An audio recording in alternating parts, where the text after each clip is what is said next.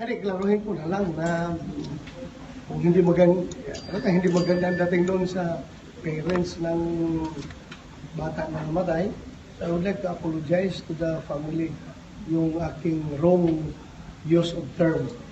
Dapat ang sinabi ko doon, instead na shit happens, dapat unfortunate incidents do happen.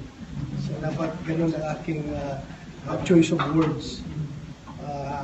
Naging pala ako, kalimutan ko yung pag-isip ko na police linggo pa rin yung ginagamit ko. Linggo ng kalsada. Kalimutan ko na dapat pala iwas ako sa ganung mga police dahil senador na ako. So magiging maingat tayo, sir, sa mga choices of... Ingat na tayo.